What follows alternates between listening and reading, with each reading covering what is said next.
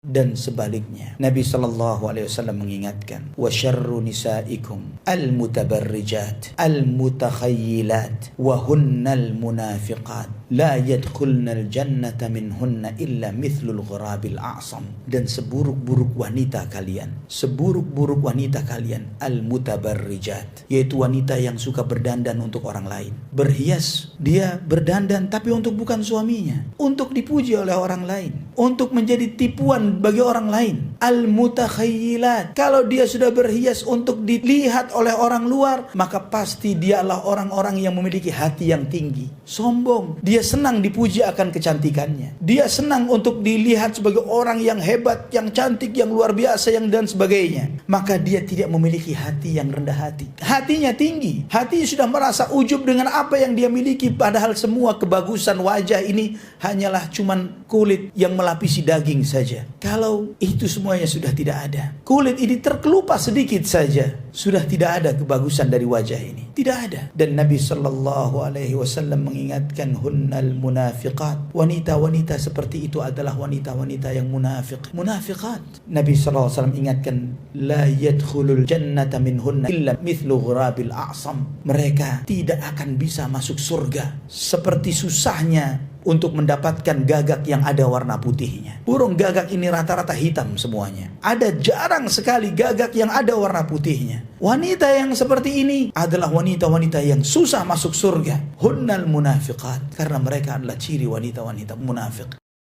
Jika Anda sayang terhadap diri Anda, jika wahai para lelaki Anda sayang terhadap istri Anda, putri Anda, sayang kepada orang-orang yang di bawah pengaruh Anda, apakah tega di antara kita, di antara apa yang ada pada dirinya, sifat yang disebut oleh Nabi sebagai sifat wanita-wanita munafik, yang disebutkan tentang mereka tidak akan masuk surga seperti susahnya mendapatkan burung gagak yang ada warna putihnya? Siapa yang tega seperti itu? Jika Anda memiliki sifat sayang terhadap keluarga Anda, jaga.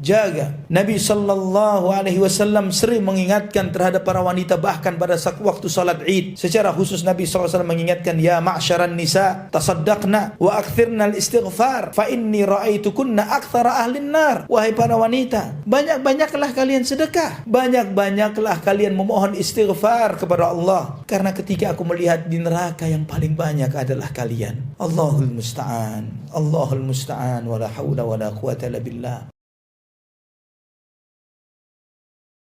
Dan tidak ada kenikmatan yang lebih besar dalam sebuah rumah tangga. Tidak ada pertemuan yang lebih indah, melebihi sebagaimana yang Allah Subhanahu wa taala sebutkan di dalam surat At-Tur, walladzina amanu wattaba'athum dzurriyyatuhum biimanin alhaqna bihim dzurriyyatahum wama alatnahum min amalihim min syai' kullu mri'in bima kasaba rahin. Orang-orang yang beriman, kemudian anak-anaknya juga beriman seperti orang-orang tua mereka, maka mereka akan kami tempatkan di satu surga yang sama. Ya Allah, apa yang lebih indah dari ini? Kakek, cucu, anak, dan semuanya disatukan di tempat yang sama, di dalam kenikmatan yang khalidina fiha abada, kekal di dalamnya selama-lamanya. Tidak ada putus-putusnya, tidak ada kata pisah, tidak ada kata lelah, tidak ada kata mati, hanya bahagia selamanya.